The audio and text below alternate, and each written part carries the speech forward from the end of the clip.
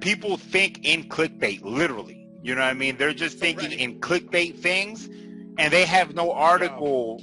They don't have an article in their brain to back up the headline they broadcast. You're acting different, manic, spitting sounds of manic depressing. All right, let's talk about Talib Kweli now. What did you want to say about Talib? Oh no, so he was just roasting that one woman. That woman, because she had come, and I guess this is probably the culture of Twitter, where she's basically, I think the story is they were talking about how rappers don't date white women. Yeah, only date like light skin. No, it was just white women. Correct. And then someone listed like a bunch that don't rappers who are either married to or with, And that person then pointed out that they were all light-skinned black women. That they were all light-skinned. Mm-hmm. So then my man went in, Talib went in on her. Yeah. And he wouldn't stop. And then but I think the thing is like, Twitter again is this place where people can just comment. Mm-hmm. Like, you know what? That's who I chose. Yeah. Who cares? Yeah. You're allowed to like what you like. Yeah. Right. And so, they're talking about colorism, within that. And I guess, like, I don't know if that has the like now she's all like, oh, like, well, I don't deserve this or whatever. But like, that's the thing. You could just talk about people, and then on Twitter, and you could slander them or make them, slight them, and they're not supposed to go back. Yeah. Look, he's just acting. You know what he's doing? He's acting like a regular Twitter user. Yeah. You know what I mean? And so if you're gonna go, just doing like these little slights and coming at people's necks, then you should expect a response. Exactly. And now maybe he went overboard, but I to me, I don't think like, I didn't read all the tweets that every single thing he said, but it's just this thing where now everyone's surprised if they get roasted. Yeah. When you just threw yourself in a conversation. You started the war. Yeah. Right. Yeah. So the thing is she has a point. She has a point about the colorism thing. I've seen that argument presented, and it is a little weird. It is a little weird because, you don't see a lot of rappers with dark-skinned black women. So colorism, we know, is literally a real thing. Right. I think, if I'm not mistaken, she actually didn't even tag Talib Kweli, right? She, one thing about Twitter, Twitter is a different universe. And I'm going to talk about Talib Kweli in a second because he's a cocksucker. But Twitter is a completely different universe. I should take that back, because before you know it, I'm going to have 65,000 tweets on my phone from him. I had this conversation. Did I talk to you about this or to somebody? I can't remember. Yeah. Just like when Facebook first started the status things, people would go on there and post thoughts with no reaction. And Twitter is that way for sure. Most Twitter users get no reaction from tweets that they post. Right. The majority of tweets you're going to post get no reaction. And it's really hard to tell which ones are going to go viral. You know what I mean? It kind of just accidentally goes viral. And people will just post thoughts on Twitter. And it's like, sometimes I'll see somebody post something and I'll think to myself, who were you speaking to? Or I'll post something. Right. And I'll be like, who am I speaking to when I post this? Right. Am I talking to myself out loud, essentially, in like a public forum? Is that essentially what I'm doing? And I always wonder the mentality about what we're doing when we're actually posting shit on Twitter. I'd be kind of confused about it. Is it our private thoughts that we post in a place that is public? I don't know if she actually tagged Talib Kweli. I think somebody tagged Talib Kweli in it. And here's the problem with Talib. One, Talib, I stopped following Talib long ago because he essentially will argue with people. I've seen him carry out an argument for a year with a Twitter user. And what he ends up starting doing is he starts going into a bunch of semantics. You know what I mean? He goes into the craziest semantics. He is somebody who you cannot argue with. Right. You know what I mean? It is maddening to watch him argue because it's semantical and he doesn't fucking stop. He'll continue harassing the same person for literally a year fucking straight. I've seen him do it. You know what I mean? I've seen him pull back tweets. No, but you originally said this, and pull back a tweet from August of 2019. And you're like, bro, do you have nothing else, right? Like, this is what you're doing? You know what I mean? Like, it gets real, real crazy. He is borderline, like, he's not psychotic, man, but that to me is psychotic behavior. I don't know who would do some crazy shit like that, bro. Who has the energy to do that? You know what I mean? That's the problem with Talib. He ends up summoning a mob that then goes into shaming whoever he disagrees with. Right. You see what I'm saying? So we're talking about keeping the same energy, right? This person made a statement, you disagree with it, and instead of it stopping there, now 100, you've called your force of 1,000 people who are pseudo smart to now come and roast this person. And instead you're publicly shaming this person for having a different opinion of you. Yeah. Who has a differentiating opinion than you do. You know what I mean? Now, do people speak out of their ass on Twitter? Yeah. You went and made a generalization. That's what she did. She made a generalization that I don't necessarily disagree with, but it's still a generalization about a population of people and saying that they are all this way. And this person disagreed with you rightly, publicly. That's cool.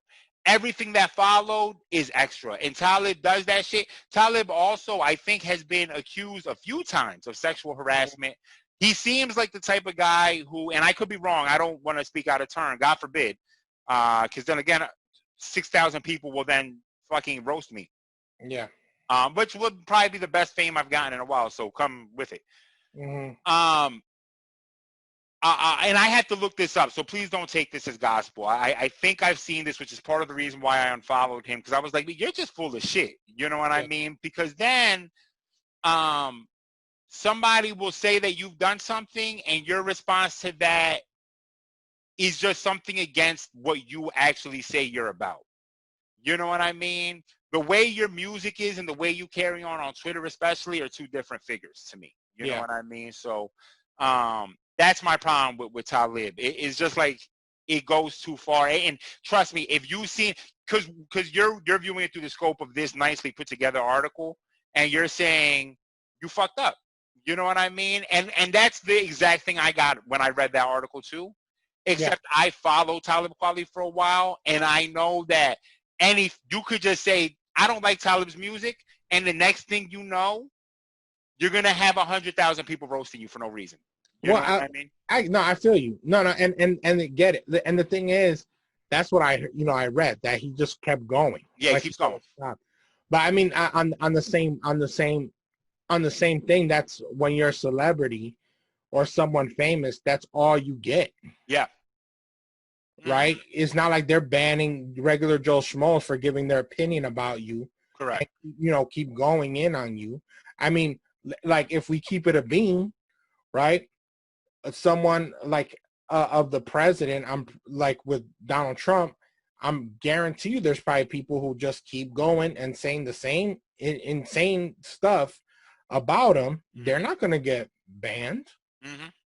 You know what I'm saying? So, and not that I would, but the thing is, I think everyone's very loose when they can hide behind their keyboard and say stuff. Yeah. And his first tweet to her was, how is that your business? Correct. Yeah, which is fair. Right. Completely because fair, if you and the thing is, you might have married her. Except that Talib is outspoken about stuff like this. But go ahead. I'm sorry. Oh, right. But the thing is, if you like, and let's be real too. And maybe there's this thing where they're saying they're influencing, and this will probably go with what I'm saying. Yeah.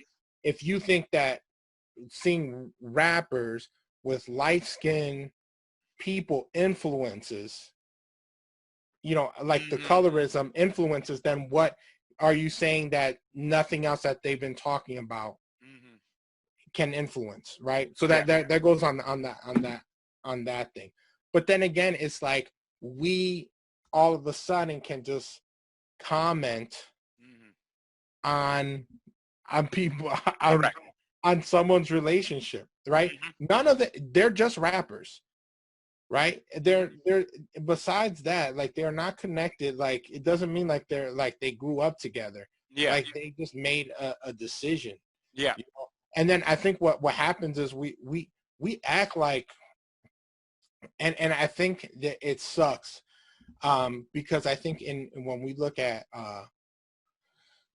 like in our community, when we see like you know, it's mostly regarded when it comes to men, right?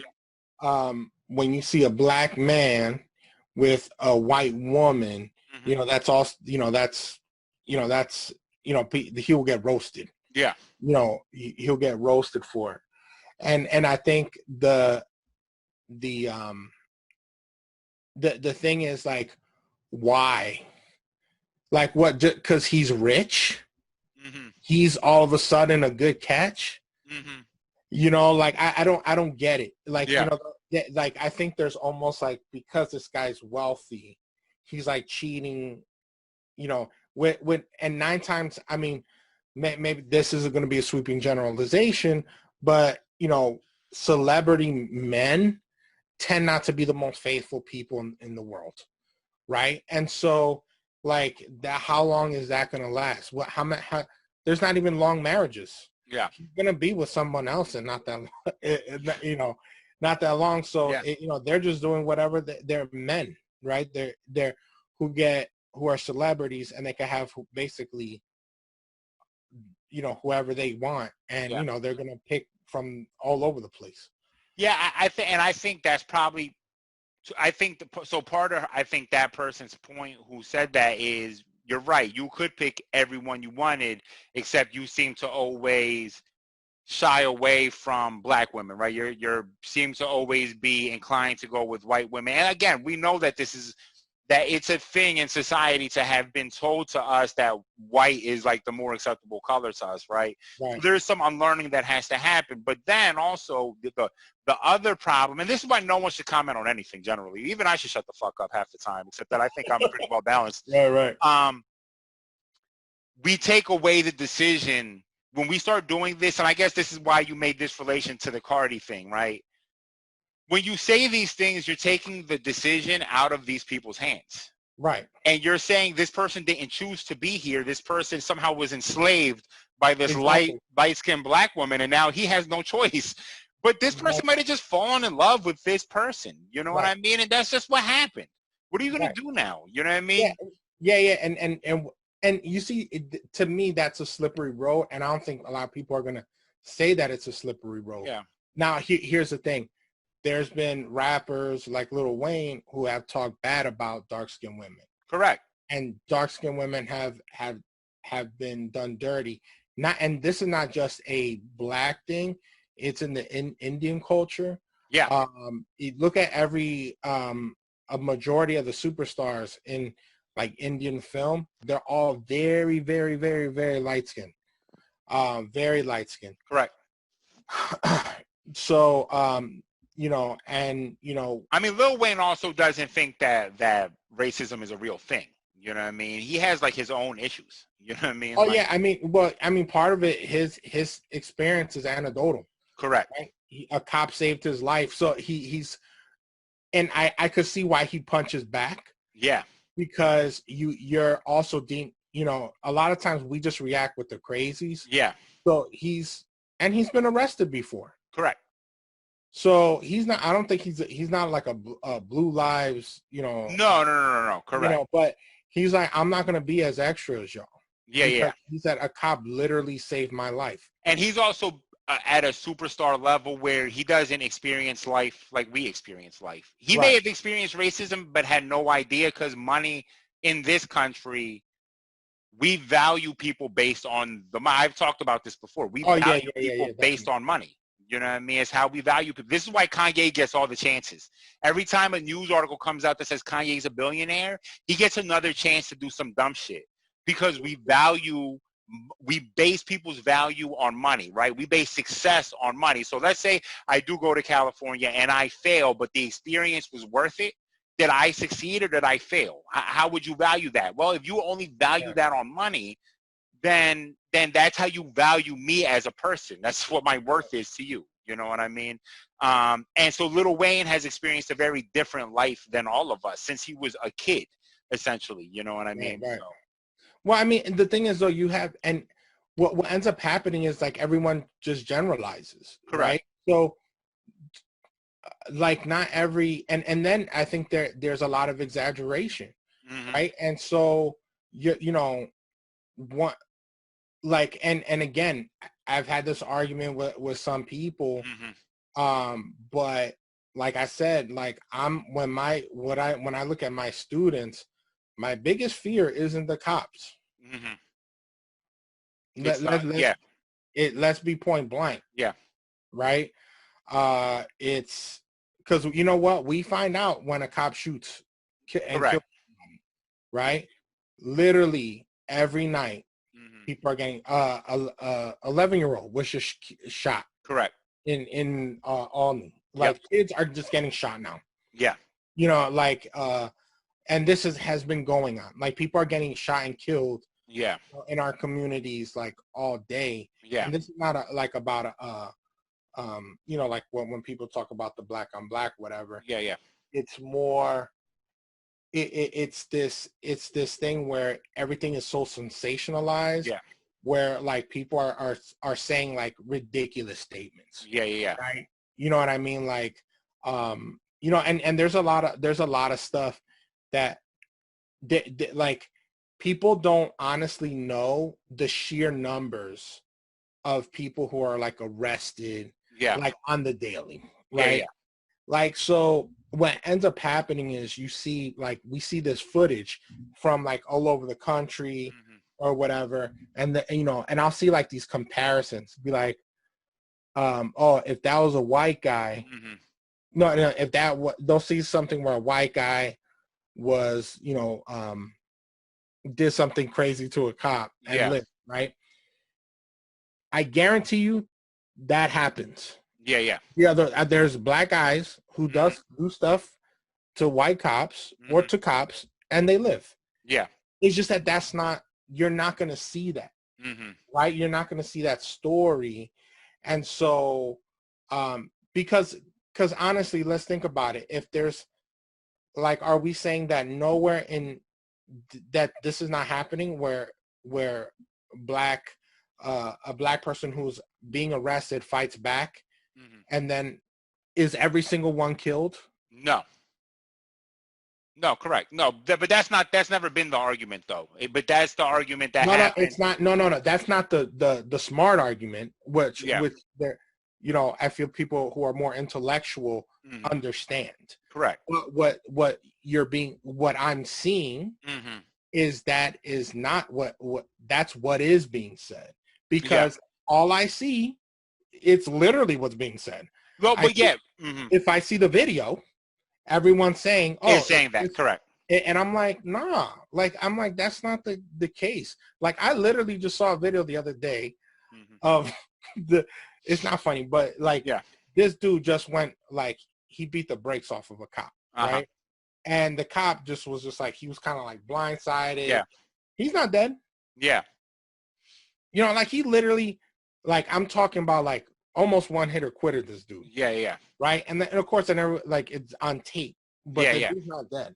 Now he's probably going to go to jail, and and then, you know, you could see maybe where the inequality would be where the charges are. Yeah. Or how he gets fucked up along the way to jail, I'm sure. Exactly. But I mean, that's always been like, I don't know how many cops are gonna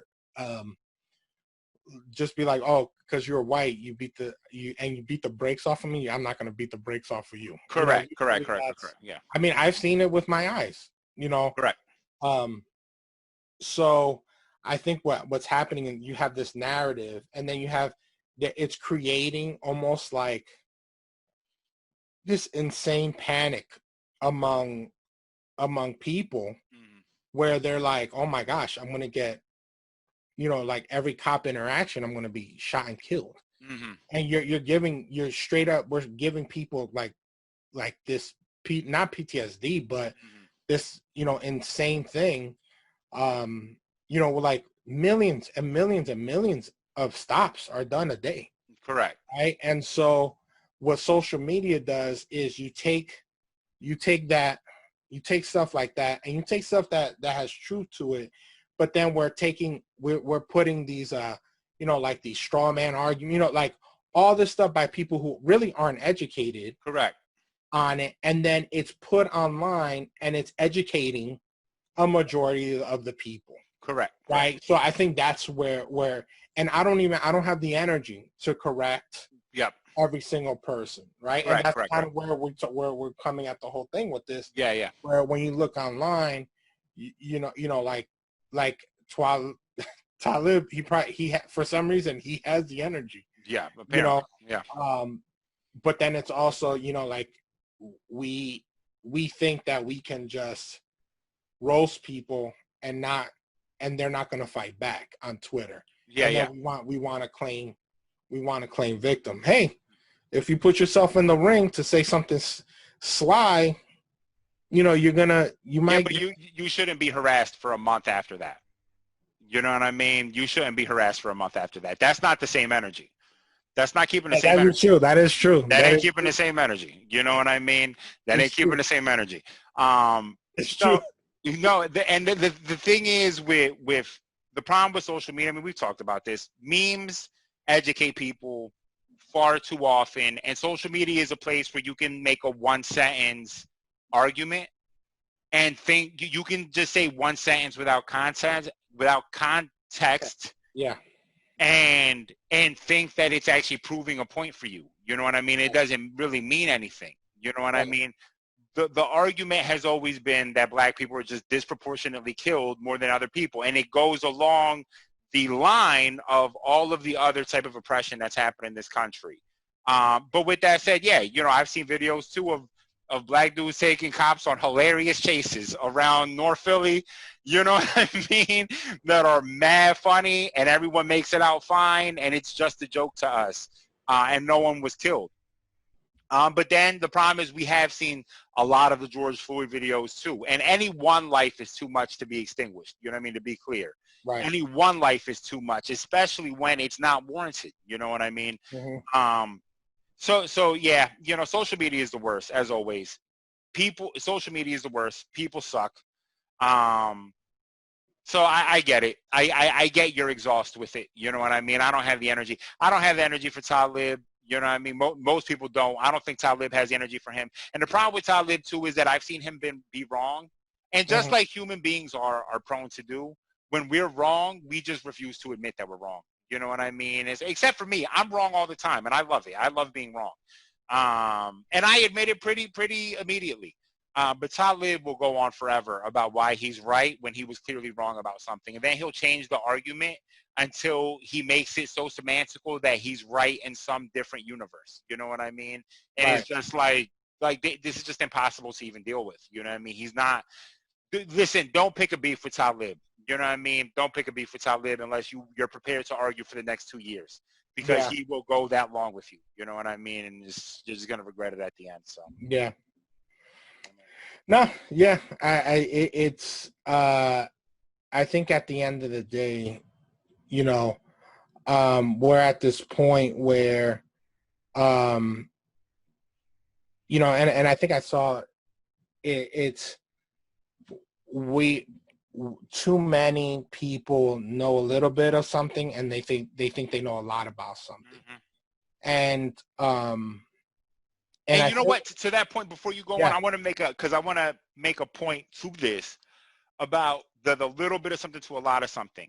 In a lot of cases, people don't even know the knowledge they're missing. I had a conversation with someone earlier who asked me what my zodiac sign was, right? Yeah. So I responded, because I'm woke when it comes to the zodiac. I know all about it. and I'm not all about it, but I know a good amount about it. And I was like, yeah, you know, my moon sign is a Sagittarius, my sun sign is Aries. And she was like, what's the difference? And right there, I had realized, because most people go to look up like a zodiac sign, right? You look at your whatchamacallit, your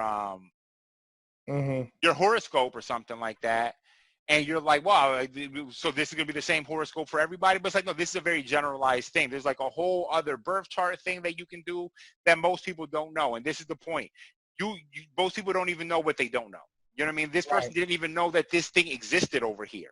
You know what I mean? That is like a real, like most people who are actually into that look at this like Zodiac apps and be like, that Zodiac app is just nonsense. You know what I mean? That's nonsense. You have to really do all of this other stuff. But anyway, to your point, just an example of where, like a seemingly trivial example where people say something that they don't know there's a whole science and like a whole thing behind it, right? It's like a whole thing behind this one statement. You know what I mean? Right. Go ahead. I'm sorry, not to cut you off. No, you're right. No, you're going. No, yeah, go ahead. And I think that's where we're stuck there, and there's no, I think right now that is just there. Everything's so toxic right now. Just the way things move, like just the way Twitter is, the way how people will just like at you or at anybody they want, and but the large percentage wouldn't do that, right? You wouldn't walk down the street and be like, Talib, you don't date dark-skinned black women. You know what I mean? Like no one would walk down the street and do that. Right. And yeah, exactly. And that's a big conversation, right? And and I guess the thing is where there's certain things where like having a discussion and even questioning, or not even questioning, just thinking of other ways, other things when it comes to the topic is like a no-go. You can't challenge, or you can't asking the question, or even having, or needing some type of correction. You can't do that now. Yeah. Right. And I think ultimately, like if I think anything comes, because we've been in this season, I don't know what, maybe last 5 years, where now people are just like scared to say anything. Yeah. Right. There's gonna come to a point where, and then like if a celebrity does something, whatever, everyone tries to, they're gonna jump on, the whole thing, and then they don't want him to work, him, her, whatever, to work anymore. I think what you'll see is people starting not to even care, which could be dangerous, right? It was like there was too much extraness. Yeah. So now it's like, yo, I'd rather just go to sleep. Yeah, I'd rather go to sleep, or like you're so extra right now, and there's no like, there's no sense in what you're saying. Like even like No Name, they came at No Name. Did you hear about the Black is King thing? No. So basically, hold up. She said, hey, you can't come at anything Beyonce's involved in. I mean, that's just oh yeah, and she came at Black is King, right? Yeah. So,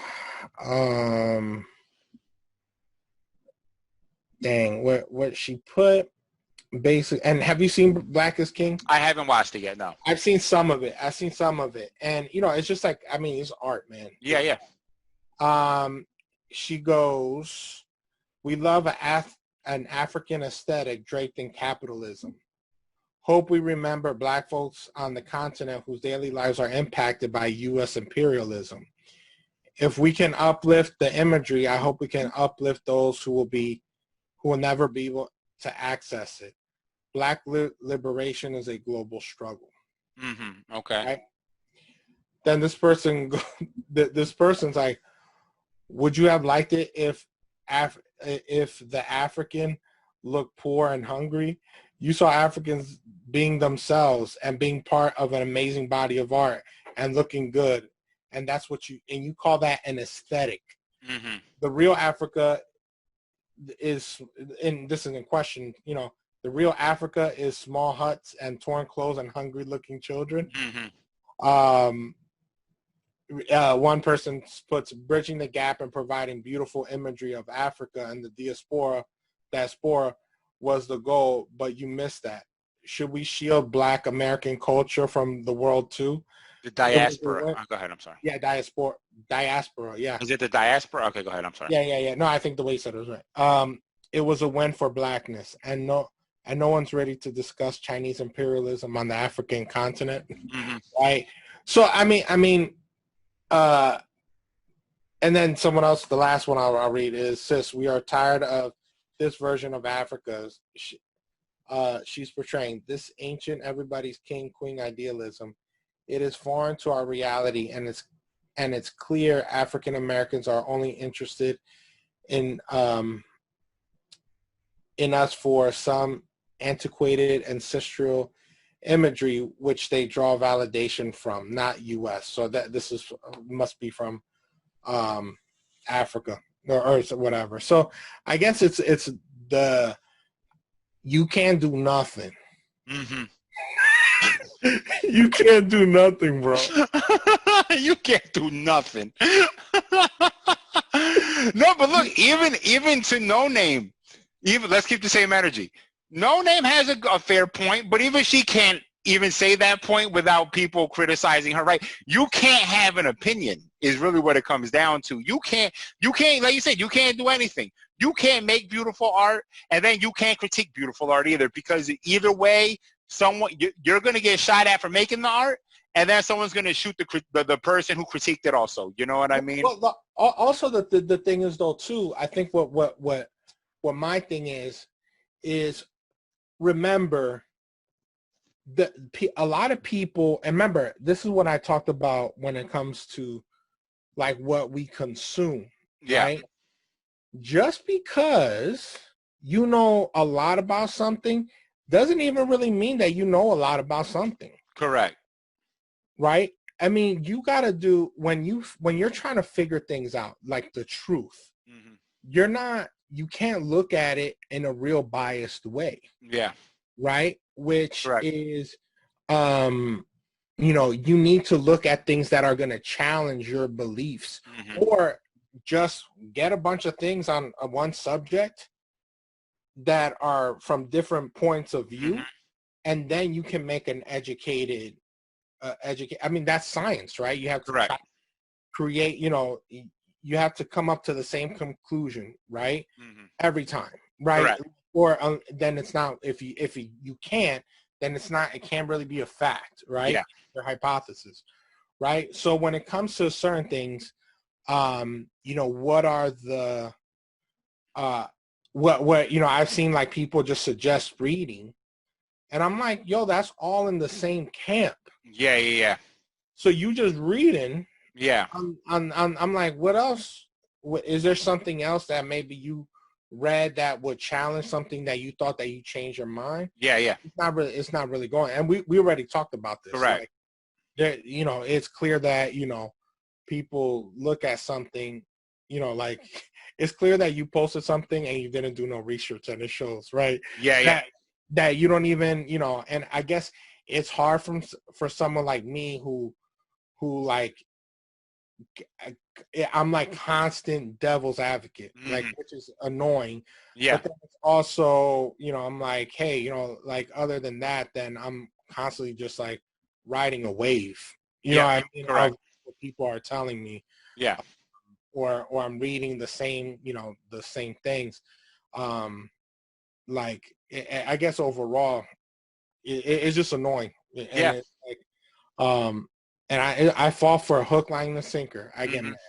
Yeah. No, listen, we don't get anywhere without challenging ourselves. You know what I mean? That's what it comes down to. We're not going to get anywhere without being able to challenge ourselves without flinching and reacting. Because there's no way you can't review facts subjectively and actually retain any knowledge from that.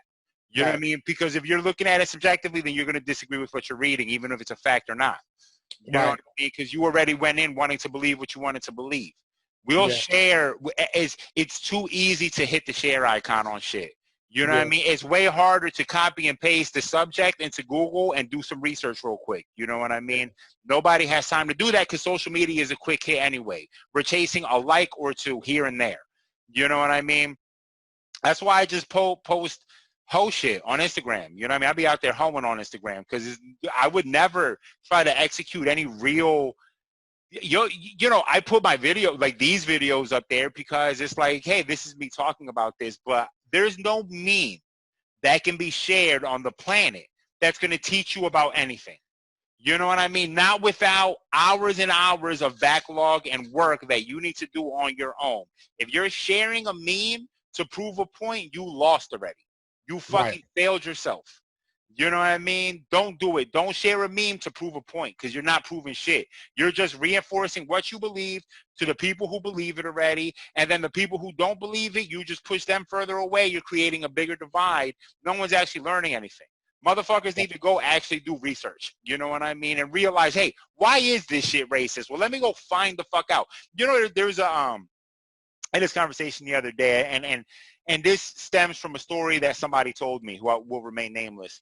I was talking to Paul about this, and we were talking about how I was telling him how if you're not on social media, people operate today in a way where they think that everybody knows all of the same things. But if you're not on Twitter, you're missing a great deal of history that's happened over the last year or two. And I gave him a couple examples. I was like, here's a couple things that you probably don't know about Twitter, right? And how people operate. And I was like, one, so like racist, right-wing, conservative people, like the alt-right people, the majority of them had adopted for a long time were adopting anime girls, like young girls drawn and anime characters as their profile pictures on Twitter. And that was a way to identify when somebody was a troll. You know what I mean? It was just like the Pepe the Frog thing, how Pepe the Frog had been adopted by right-wing conservatives. But if you weren't on social media, you didn't even know that happened. You know what I mean? So you could just walk into Twitter and accidentally put Sailor Moon as your profile picture because you fucking love Sailor Moon or some shit, and now you accidentally identified yourself with this counterculture over here, right? And I was like, there was this person who will remain nameless who told me this story about a family member who had posted on Facebook All Lives Matter, and when she posted it, she's mad ignorant to all social media stuff. She posted All Lives Matter thinking it meant that, hey, she thought it meant all lives matter, as in black lives should matter as much as white lives matter, guys. All lives are supposed to matter. And everyone roasted her because she didn't know that All Lives Matter was co-opted by like the right wing, you know, as a thing to take away power from Black Lives Matter. She didn't know. She thought she was she thought she was spreading equality. You know what I mean? We need to raise black lives to our lives so that all of our lives matter. She didn't know. She had no idea. She got roasted. She left Facebook. That was it. You know what I mean? No one did it. She was done a disservice. She thought she was spreading love without knowing that this had been co-opted. And if you weren't there, you wouldn't even know. So people have no idea. There's a separation in knowledge based on social media. Things that are happening on social media that not everybody is privy to. And we need to actually kind of low-key be sensitive to that. You know what I mean? Like, so I don't know. That's like, yeah. That's one of the more exhausting things. You know what I mean? Social media should be abolished. We should just abolish social media. I mean, it's really the worst thing that's ever happened. I'm trying to be famous on it, but, you know, I would give it all up, you know, and try. Yeah. Yeah. And I think one of the rough things I have is that there is like, once you oppose something, or you might have an opinion about it, all of a sudden you're deemed like the opposite of what it is, right? So one of the stories I heard, have you heard about Everest College in California? No. What happened? So basically there was this I forgot, his last name is Weinstein, not Harvey Weinstein. But I think it's like Eric Weinstein. He's a professor there. Okay. Of like anthropology or something like that. Every year they had this thing called, I think, Day of the Student, where it was basically a black students would not attend the school that day. Okay. To show, this is, like the importance of black people within, the academic setting, whatever. Yeah. So then we go the following year, they decide, they have like this memo or something that goes out, where it was like head by one of the staff, one of the other professors who I believe is African, who's black. And she, and with along with the help of other students, black students, where they were saying that they wanted to do the opposite. Okay. And have white people not come. Okay. So he was like, in his memo, he put, I don't think that's right, because you're saying to someone, like I guess I think it was called the Day of the Student. That was something that the student population, the black student population, decided they wanted to do. Yeah, to prove a point. To prove a point. But then what it was is they were basically telling white people, don't come to school this day. Uh-huh. Right, which was like almost like they're telling, a race of people, you cannot come to school this day. Yeah. But he's like, that doesn't seem like, he's like, it's one thing if you choose not to come, but to tell people by their race that they can't come to school, yeah, he's like, that's kind of like backwards. Yeah. Yeah, that doesn't seem to be helping anything. Yeah. And so what ended up happening was, like, the school went insane. Yeah. They were calling him like there's just videos, like you can YouTube it, right? Uh-huh. Where he's just trying to talk to them and they're just screaming at him. Yeah. And he's trying to explain, what like his opinion, and people are just like yelling at him, and he can't even, he can't even say like his point, So it was just, it's one of those crazy things that happen. Oh, and then like, they kind of started doing like you have people walking around with bats, like kind of protesting, doing, like kind of, like threatening, staff and things like that. So it was like, my man says something which kind of has a point. Yeah. And yeah, I need to look this up, because that's confusing. Like if the black students had originally made this like almost a holiday for them, what would you be exercising by telling white people not to come to school that day? Right. Isn't the point to prove the absence of you? Unless you found out that white people were having a party because you weren't coming to school. You know what I mean? Then I could see kind of like the point. Yeah.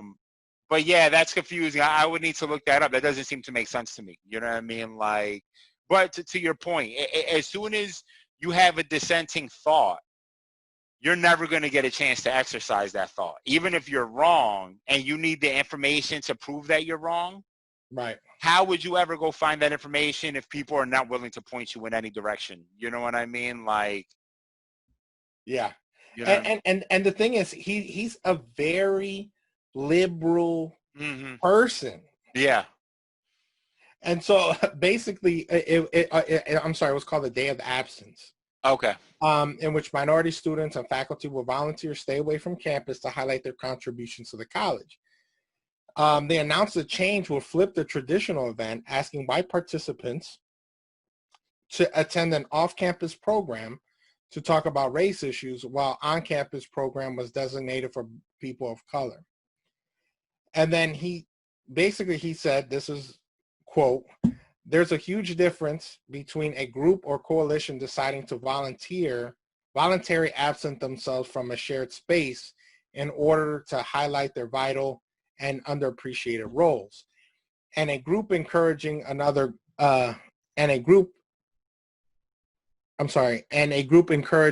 group to go away. This first is a forceful call to consciousness, which is, of course, crippling to the logic of oppression. The second show of force and an act of oppression in and of itself." So then he said that, and then they roasted him. It went insane, and then it said, people were saying that in no way did it imply that all white people should leave, but I guess he was saying we should be careful to say like we're basically, you be telling white people, hey, don't come. Correct. Right? That's kind of like you're telling people of any color what to do. If the roles were reversed, we'd be saying you're trying to force segregation on people. It's essentially what is being implied here. You know what I mean? If you reverse the roles and you heard white people were telling black people don't come to school, right, you would be like, well, this doesn't sound like that makes any sense. I mean, what? Yeah, I don't. That's interesting. I don't see the point there. You know what I mean? I don't quite understand what. Well, because they're encouraging to go to an off-site campus. Yeah, off campus. So campus. They're basically forcing kids, white students, not to come to the school and go off campus and learn about race. Okay. And then the black students will come and do that. And he said, "I'll be careful of you picking, like kind of, and I could see where he was saying, yeah, let's divide people by race." Yeah, essentially. Yeah. So, and I don't think it was mandatory, but I think him just asking that question is what's set it off. And really, to me, that was a conversation. But when you YouTube it, it's more. You'll be like, there was no way he could even get a word out. Yeah, he could never. And the thing is, the thing is, I think there's it would have been a good idea to have something addressed, like a day of the school. I think that's actually awesome. But on campus, actually, it to me would make more sense to be like, hey, you're in class today, and I'm gonna throw this in your fucking face now, so you can learn this shit, as opposed to asking me to go off campus out of my way where I don't want to go. You know what I mean? Like, wouldn't it be more beneficial to be like, hey, we're going to have a day where you learn about some shit in this class. Like, let's do statistics. We're going to do statistics today, and you're going to learn about all the black contributors to statistics that you did not know existed. Here you go. You know what I mean? Like, that would make more sense to me. Yeah. No, exactly. I'm sure I would get roasted then by this faculty of kids, you know? Well, yeah, once you say something like that, it's a wrap. It's a wrap. Yeah, that's a shame. I think most people know, like, hey, you got to be careful what you say now, because, there's going to be a sweeping judgment made about you. Yeah, a judgment about you. So, and I think you see that in certain topics from everything. People can't say certain things, even in like the science community. They're just like, they know not even to touch it. No, for sure. And I think that's wrong. I think as much as and this is someone who who's of faith, who knows not that like scientifically things that like might not match up with what I believe in, or and the thing is, there's certain things I can't explain, right? Yeah. But I can't, I'm not going to criticize you just because you have a opposite opinion or something that conflicts with me, right? Or I don't have a right. I don't think I have a right to decide how you live your life because of my what I believe in. But then also, the thing is, there's things that people are so close to that if it gets challenged, you could see they're going to get spicy. Yeah. And it's hard to let go from what, or not even let go, but it's hard to even be open-minded to that thing, right? So I was watching a Joe Rogan podcast and someone brought up like stuff about weed, like critical of weed. He's a huge proponent of weed. Yeah. And he got real sensitive. Yeah. Real sensitive. And then when, and I just saw a study online saying they're linking weed use with heart something problems. Yeah. The thing is, I don't even look at it, right? But let's say that's true. How many people you think there's going to be? A lot of people that are going to dig their heels and try to disprove that. Well, yeah, the very first, the first reaction to that, the first knee jerk I saw was that it's a conspiracy to get people to stop smoking weed. Exactly. You know what I mean? And listen, the study might be bullshit. It could be, but I know that everyone who's had that reaction that I've seen has done none of the research to actually find out what the study says, what the parameters of the study were, and how you could disprove it if it's false, right? No one's actually done any of the research to do that. It's just, this is bullshit. You know what I mean? And then here's where we could bring it for full circle, where then that same person will say that's bull, but then they will see an article and weed can improve your vision, and they be like, see, I told you. You know what I mean? Yeah, that's why I saw the WAP video so clearly. You know what I mean? All this weed I was smoking, I seen it all. You know what I mean? Right. So it's like, like I'll look at stuff all day and be like, oh, this is like horrendous, like junk science, right? And then, I mean, that's they said that's a problem now, like junk science, like where they do studies show like the news will always do that, like daily news. The not the Daily News, but like your local news. Any news, Studies show this. They're like, oh, studies show that one Twinkie a day actually does results in this. And like a study of 5 people, like it's you're just like, oh man, this is so crazy. It's actually the original clickbait because they'll do it before commercials. So they'll be like, on the other side of the commercial, do studies show that Twinkies can make your penis larger? Yeah, exactly. You know what I mean? And then people are like, yo, you heard? I'm going to start eating these Twinkies. They make your penis larger. They never actually watched the study and find out the study was actually kind of bullshit. I think John Oliver actually did a piece on this. I think he did, yeah.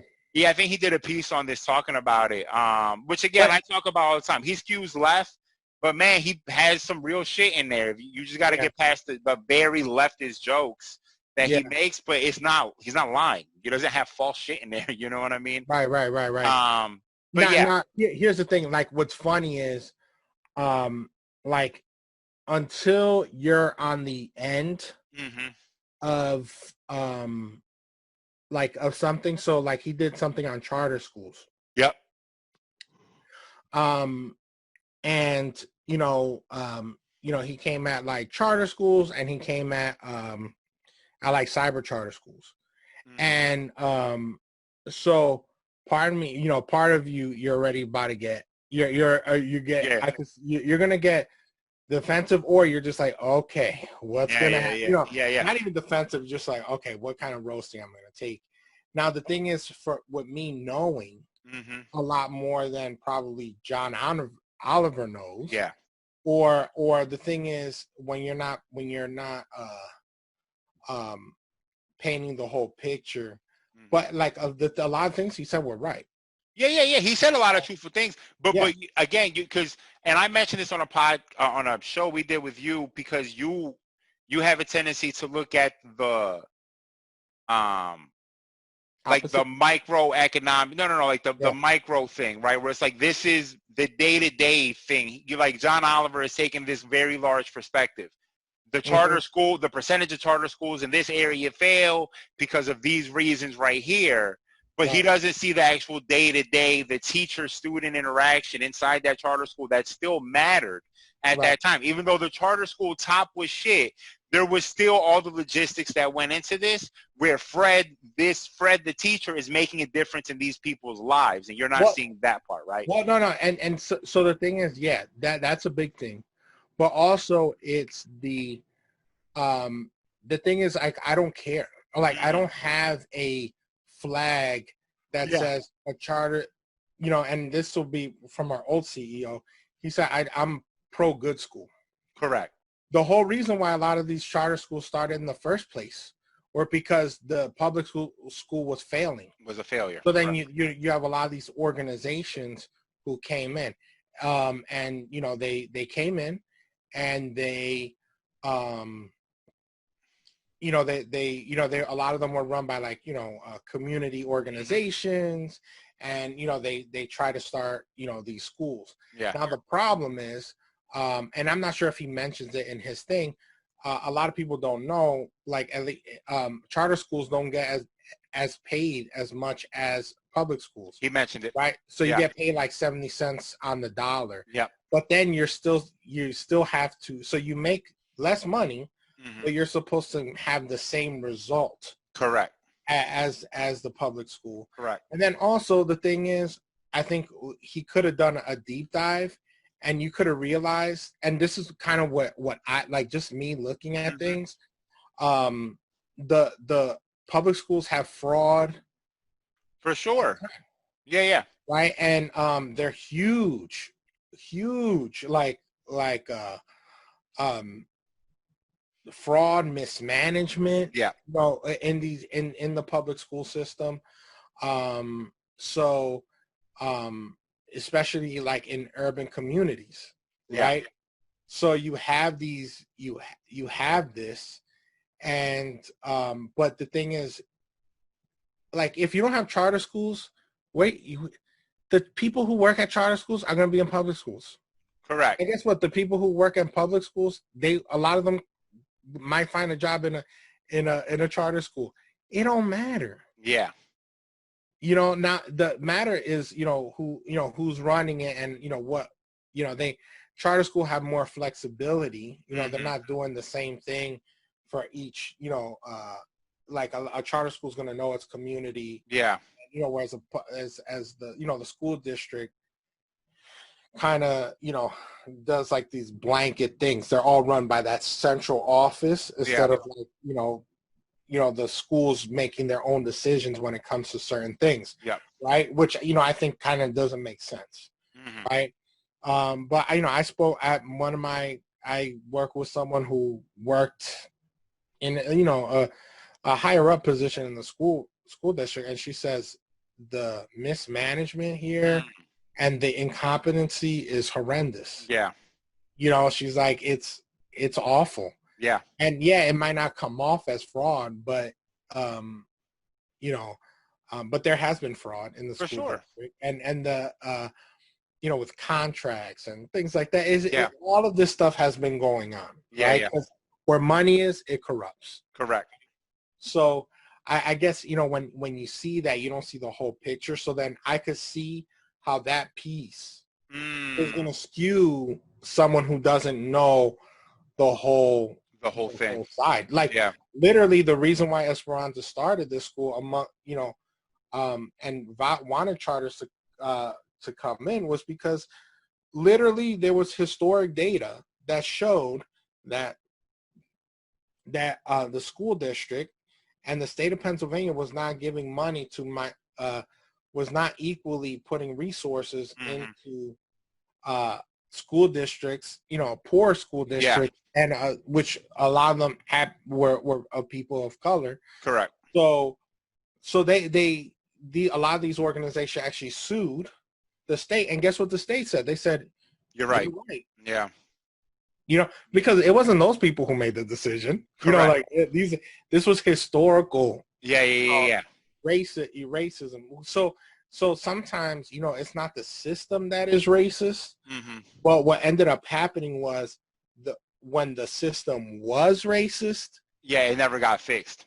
yeah, you took a group of people Yeah. and you put them into poverty, Hmm. and now, you know, you could take that same system, and now you're asking people who you didn't educate properly to hey, all right, now be serious, Yeah, now yeah, yeah. you can't do that. That's Not not how be it works. serious. No, for Like, real this time. For real this yeah, time. for Yeah, real. Okay, now okay, we're, you know, you do this, you know, yeah, like, yeah, yeah.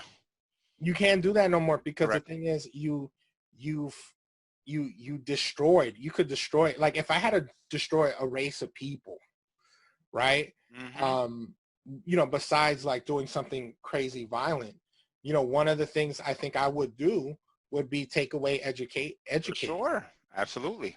So you take away education, keep away the resources from them, you're losing generations of people, Correct. right? Because if I'm not educated, I didn't get the education I got, you know, then what options do I have, Yeah. right? If I don't have options, a lot of times those, when you don't have options, you go to crime.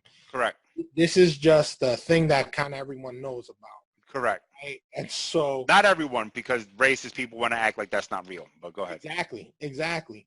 So then, so you have this, and then, like, there's a lot more. Like Killer Mike has said something. Oh, you know, it's easy. You just got to give us the money. Like, this not about reparations or anything, No, but yeah. he was saying, like, you know, you have to give, you know, black neighborhoods or minority neighborhoods of color the resources, and we'll fix our, you know, we'll get fixed. Yeah. To me, that's not, I don't think that that's the case, Hmm. because it's not just a money thing anymore, right? Because Yeah. that money thing really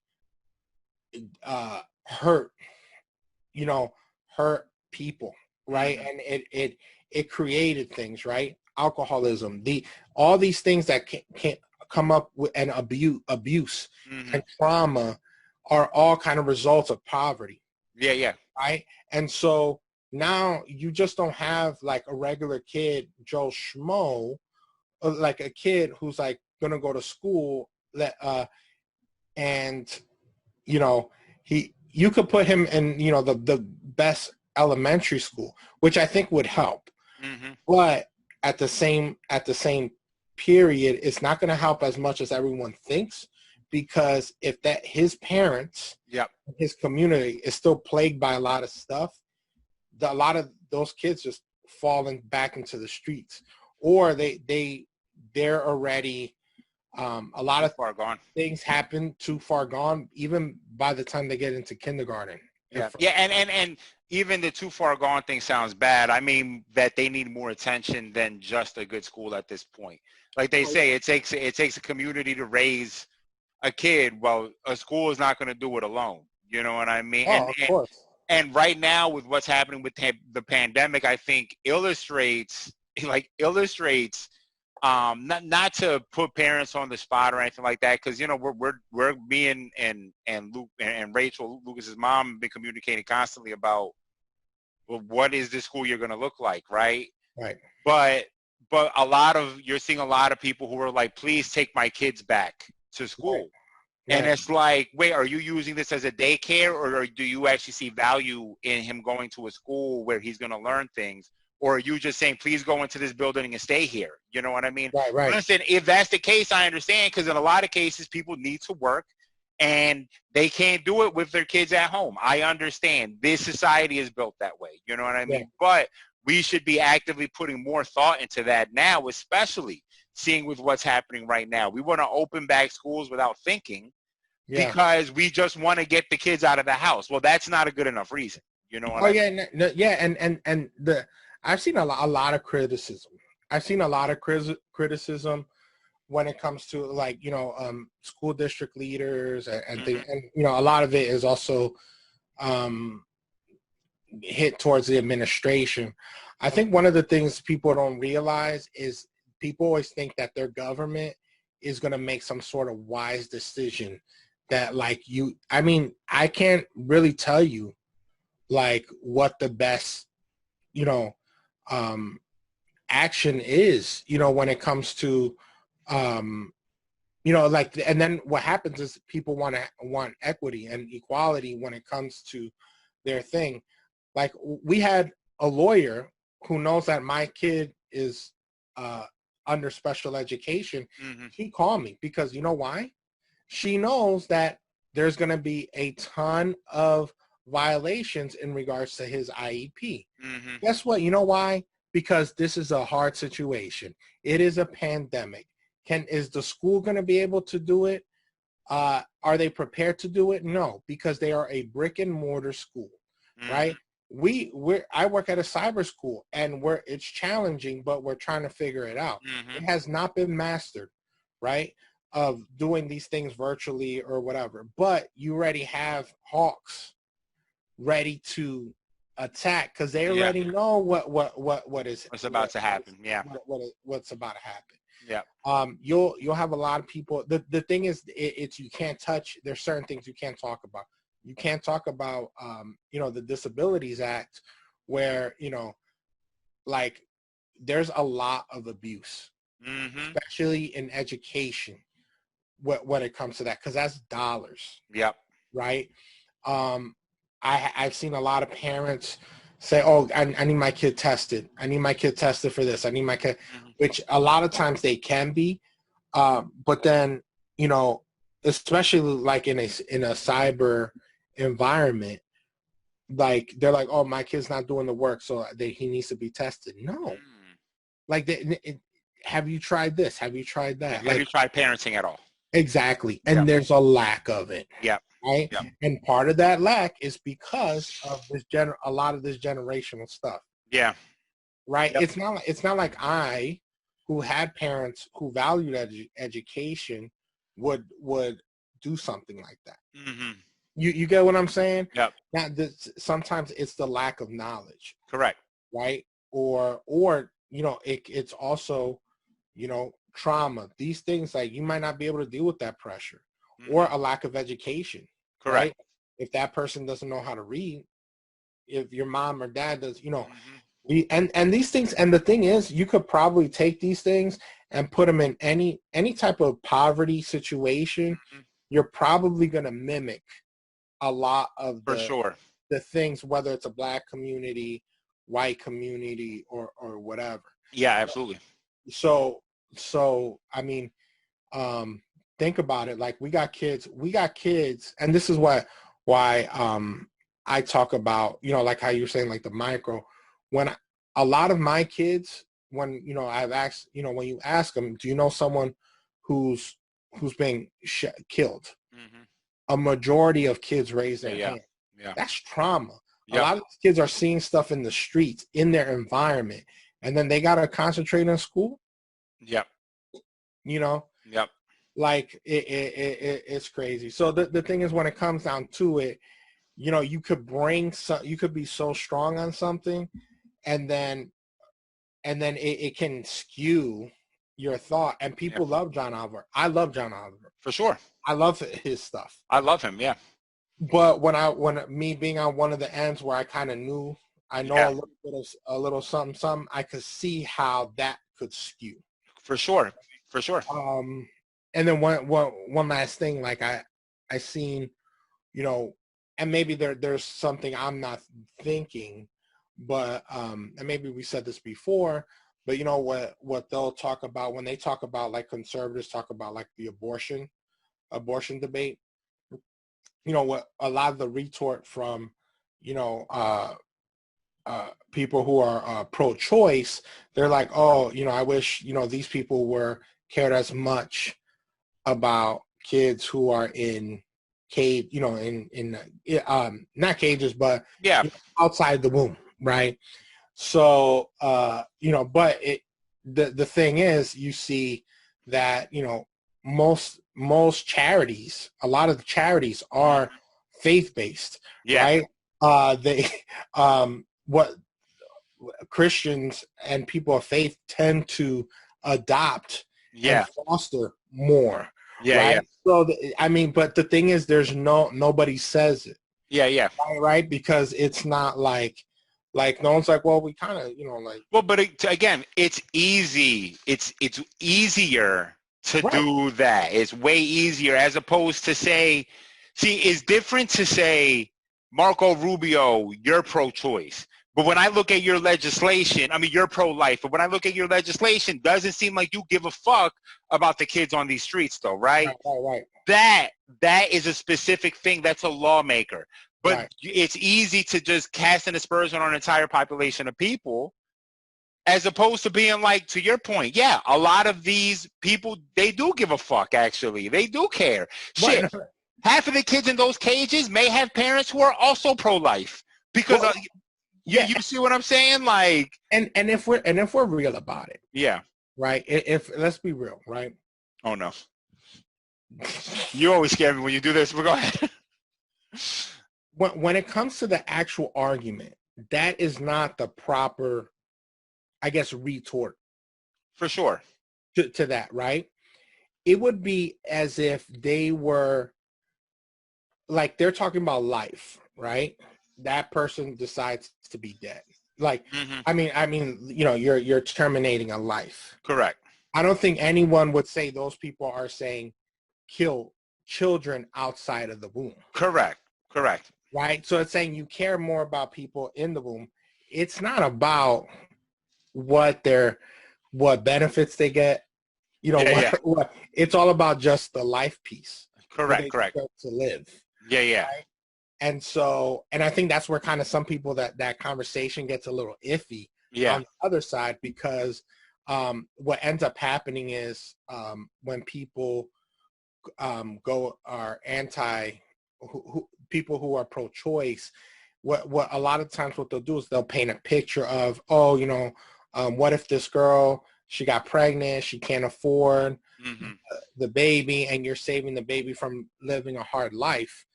I'm like, so really, if we look at it, you're fine with murking a life because it might have a hard life. Right? You can't be murking people. I ain't murking homeless people. Because I'm like, yo, you got a hard life. Now some people might not say it's killing, right? But you can't just be murking people because they have. So these are the thoughts that randomly go in my head, and oh my fucking god! I'm like, because like everything I hear, I always have to think of the opposite. Yeah. Right. So just be murking people. That just fucking that just killed me right there. That you won today with that one. Well, you can't. I guess like I'm like, did you ever like think of that? Like of when you say that, what does that mean? Like, oh, they're gonna live a hard life with poverty, so that they shouldn't live. Like their life shouldn't continue. Yeah. Like end it before they have this life of being on welfare. It's not, like, to me that doesn't make sense. Correct. Like that wouldn't be the argument I would go. Like if I had to argue your piece, I ain't going for that one. I would not either. Yeah. That would not be the argument. You're setting up yourself for those things. But what ends up happening, and this happens on, on whatever thing, right? Both sides, what happens is you're so entrenched in what you believe, you can't even think. Yeah. You couldn't even defend that thing in court. No, never. For the most part, because you can't even think beyond what you think, right? And that's why I like being challenged. Yeah. Like even when you just talk, you're like, yo, you got to keep the same energy. Yeah. It's true. Yeah. So you got to be like, yeah, you know what? I got to step back and let them. Yeah. Hey, listen, everyone thinks in headlines. You know what I mean? People think in clickbait, literally. You know what I mean? They're just thinking in clickbait things, and they have no article. They don't have an article in their brain to back up the headline they broadcasted. You know what I mean? Like, you see what I'm saying? Bro, they ain't write no essay. They just out here spitting out headlines without actually thinking. Man. You need to put that on Twitter. That is such a good. What I'm here for. That was a good one, man. That was a good one. It's true. It's true, man. It's the truth. And that's the thing, even with me. like I have that. I'm the, you know, you can fall into that so we all do. No, we all do. We all, literally every human being does. Our initial reaction is a headline until we've actually backed it up with facts and the resources that we need to actually say, okay, this headline is actually right or this is actually wrong. You know what I mean? That's just what it is. Yeah, and so the thing is, like, if I were to say something to someone, like, here's the thing, I just don't like slander. Like, I'm just not gonna. My response to someone will be like, "Yo, you're, I don't know, just like kind of like I ain't gonna say that like any sly stuff. Yeah, I'm not gonna be like, yo, you dumb as shit. You know what I mean? That's not gonna be a reaction. I'm not gonna say that. I'm gonna be like, yo, so what you're saying is this. How is it not that, you know, like, you know, and bring another point. And of the few times I do that on social media, like where I have the time, and then I instantly regret it because I feel like I wasted time for no reason. You did. Especially if I laid out a good. Yep, you fucking wasted your stupid time. I went on the deep dive. I had stats. And that person, you know, it's ultimately a waste of time, but like I've seen the conversation is a little bit more open when I don't come at as a slot, absolutely, or whatever. But now Twitter, I mean, even like Twitter is just like, it's just a way for people to say like sly stuff on like 24/7. Correct. Like, just like comment, and it's like, give me your critique. Like honestly, if I was a celebrity, I would never be on Twitter. Yeah. I would pay someone just to like do straight up commercial. Well, if you actually looked at Twitter, most of the biggest celebrities actually don't, at least in my experience, are not active on Twitter. I don't see J. Cole, whatever. J. Cole active on Twitter. Drake's not active on Twitter. Kendrick's not active on Twitter. Jay-Z's not active on Twitter. Beyonce's not active on Twitter. Kanye is not active on Twitter until he has those nights where whatever happens to him, that he just lets out a flurry of whatever thoughts are in his brain, and then he takes off for a week or two. You know what I mean? Right. It's usually the mid-level celebrity. Talib Kweli is active on Twitter. No Name is active on Twitter, right? It's this lower-level celebrity that's right above our stratosphere. And what happens is you have people who the Joe Buddens. Yeah. You have people who think they can reach them because everyone's clout chasing on Twitter is what it is. So they're saying this because generally they want to reach these people. You know what I mean? And see if they can get put on in some way, some form or fashion. You know what I mean? But you can't reach the higher celebrities. You'll never reach those people. You know what I mean? Yeah, no, you're right. And probably the biggest celebrity right now who's on Twitter, who's active, is Donald Trump. Correct. Yes, 100%. And the presidency has been active on Twitter. I think Obama was the first one. Yeah, he had to have been, right? Because Twitter wasn't around before him. Right, before they weren't allowed to have cell phones, and then I think Obama said, "I'm going to have a phone." Yeah, and he was active on Twitter. If I'm not mistaken, he was it was the presidency that was active on Twitter. Yeah, but it wasn't like what. It wasn't just Barack out here like, yo, these motherfuckers is wilding out here. Granted, now here's the thing. Here's where I would. The ultimate troll, like if I'm just looking at stuff like Donald Trump, his ultimate troll would be not just stop using Twitter. Which would be fantastic, honestly, but no. Okay, why not? Because, well, not for the way you think. Okay. People literally the whole cycle and of news cycle and Twitter is all you know, like if he is just what he tweets. Correct. It relies on him. Literally stop giving them fodder. Like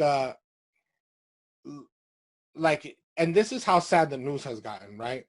Cuomo, right? He went on a roasting session of Donald Trump about how like Donald Trump mispronounces words. Yeah. He's like, man, you even like fucked up Thailand. Thailand. I'm like, bro, you're a news anchor. Like, are you really like, we're going this, you don't have to do that. Yeah. This isn't news. you're not like, are you seriously? It's like those things, when you get an argument with someone Yeah. and they're wrong, and then or you're wrong, so then you just have to point out like That's dumb why you stuff. busted, though. That's why you're ugly Yeah, as yeah. shit. Like, so like when I argue, like when the kids argue with me, like I'll be like, so you grabbed, you grabbed 3 cars from your room and Mm-hmm. you weren't supposed to bring them. He said, no, I didn't. I brought, it was only 4. That doesn't matter. Yeah, yeah, yeah, yeah, It's yeah, the yeah. whole, but my kids will get me on that, on the little like variations when it Yeah. doesn't really matter. It doesn't matter if it's 4, doesn't matter if it was 5 It's a minutes. semantic. It's a semantics It's a again. semantics game, Yeah. right?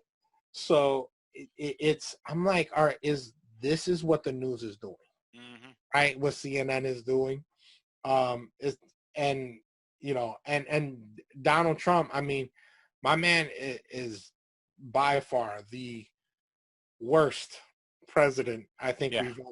we've ever probably seen. Yeah. And like I've talked to, I've been in recent contact with some Trump supporters, and at the end of the day, bro, like, just talking to them and listening to one in particular,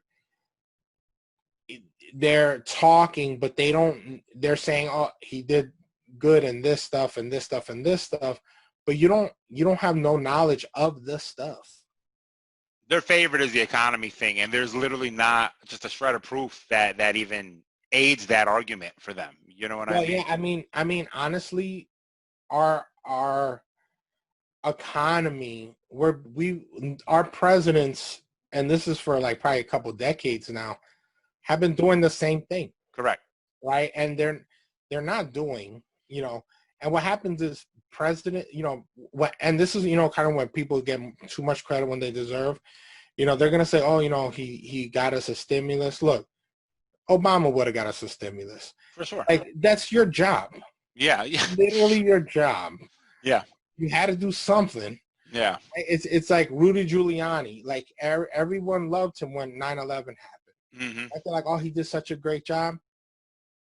What was he gonna do? What was he gonna do? Yeah. What was he gonna do? Yeah. Like, He it was wasn't like just there. yeah. Sometimes you just so happen Yeah. to be there. You already know what you have to do. Yeah. So you do it. And even to that point, right? Like when the Great Depression happened, they started calling shanty towns Hoovervilles. But Right. Hoover was not the reason why the Great Depression happened. You know what I mean? I think it was Taft was the administration before him. Right. Is essentially the one who fucked up the economy that led to the Great Depression. But Right. Hoover was there. He was just there. You know what I mean? Right. And now motherfuckers was living in Hoovervilles. You know what I mean? He didn't deserve that. And You it's feel not like, me? it's not like Trump is doing anything that no other president has done. He's spending a ton of money. Yeah.